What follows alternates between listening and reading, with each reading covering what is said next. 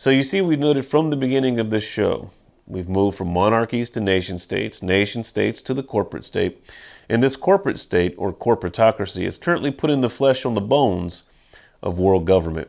Why do it this way? Well, if you're following Adam Weishaupt's 6 points and the plan is to get rid of constitutional rights of the people in each nation, then to do it across the board, you need to get rid of nation states themselves, from which these constitutional rights come from. You create an unelected body of unelected officials in the United Nations who self-select from among themselves, whose leadership will be making decisions outside the framework of governments, thus outside the reach of their citizenry. You create regions of governance, and you use various councils and governing boards who delegate policies to nation states whom they must follow. You get 179 nations to sign on to your quote-unquote rollout plan for sustainable development, giving you inventory and control power over all land, all minerals, all water, all food, all transportation, agriculture, and of course, all human beings. Next, by treaties and international law, you give this entity the legal authority to govern. You give it primacy of law over all nation states, giving it sanctioning powers, military and police powers, pandemic preparedness powers. In the spirit of solidarity and cooperation, for peace, prosperity, health, and security. Nobody is safe until everyone is safe. There will be other pandemics. No single government or multilateral agency can address this threat alone. The 194 member states of the World Health Organization resolved to work together towards a new international instrument for pandemic preparedness and response. The agreement also has the potential to foster an all-of-government and all-of-society approach. Pandemic preparedness needs global leadership for a global health system fit for this millennium. To make this commitment a reality, we must be guided by solidarity, fairness, transparency, inclusiveness, and equity. Slowly dissolving the sovereignty once held by nation states into the hands of this final global state. This process is expedited under manufactured crises. Then you implement your worldwide plan in the name of safety, security, equity, equality, sustainability, all Trojan horses for world government. This next step is to brand it. And you need to brand the transition period as they've chosen, the Great Reset. What is the Great Reset? Let's take a look at this next video to get an overview and get us up to speed. The World Economic Forum meets every January in Davos. You will have heard of the expression Davos man. It refers to all the zillionaires and pop stars and popes and princes and politicians who meet every year to map out our futures. This year's Davos is very, very different to all the previous ones. The World Economic Forum, along with the United Nations, along with the International Monetary Fund, and along with any number of prominent globalist organizations and powerful individuals, including Prince Charles, together have jointly promised that the 2021 World Economic Forum will be used to introduce, via a vast network of connected big tech corporations, online activist movements, and compliant local and national governments, something they call the Great Reset. It's not only a great reset, it's a great deception, replacing mum and dad small businesses and private enterprises with big tech and big business. Democracy and free enterprise go out the window, totalitarian government control slides in through the back door. Those behind this scheme are adamant that there can be and never will be a return to normal. I want to be straight with you. There will be no return to the old normal for the foreseeable future. I repeat, there will be no return to the old normal for the foreseeable future. That is why they constantly talk about the new normal. This isn't some Sky After Dark fantasy conspiracy theory. It is a global commitment they have made to use the panic and fear as a means to reshape all our economies and laws and move to a new form of capitalism that focuses on net zero emissions.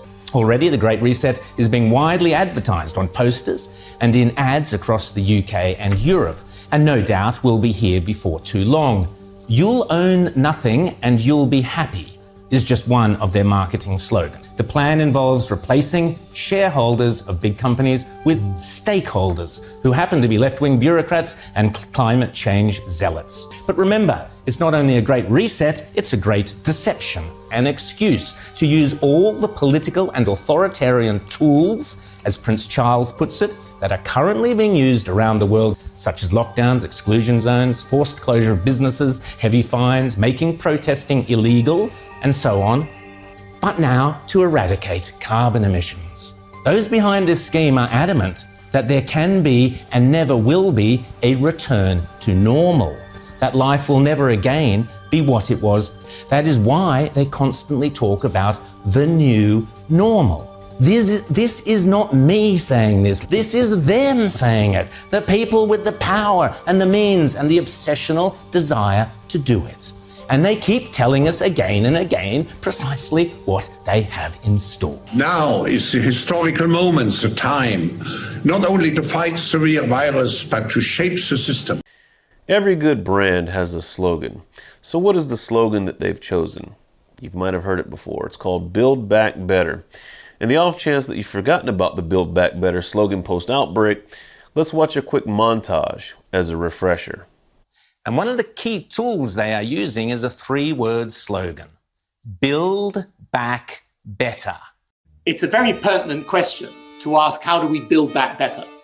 To build back better or whatever. We have a chance to reset the clock and build back better than before. To build back better than before. Remember the terrible damage of COVID as we try to build back from this global pandemic. Joe Biden calls it Build Back Better. Build back better. Building back better. To do things differently. To build back better. We're going to build it back better. And build it back better. It's my plan to build back better.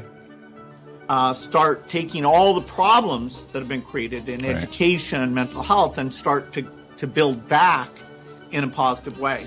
I have launched a booklet called Build Back Better, Britain after coronavirus. It's about building this country back better. And calls Mr. Biden's campaign slogan, Build Back Better, a front. Build back better. Building back better our economy. Build back better. Some would say to build back better. We would say to really have a great reset. All elements of the Great Reset are fundamental to building the future we need. Recognizing the power of this innocuous-sounding slogan, the United Nations, the World Economic Forum, and the rest of them had a light bulb moment. With a simple sleight of hand, they realized any disaster can be the perfect excuse to build back better, meaning build back greener. And sure enough, political organizations across the globe have been dancing to the UN's tune.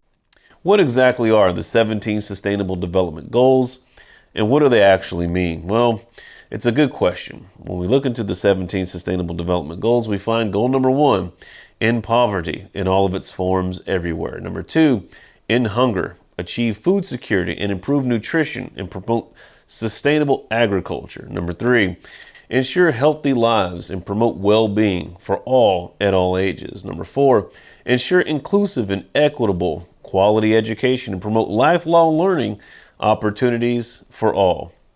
Number 5, achieve gender equality and empower all women and girls. I guess they're going to finally answer the question, what is a woman?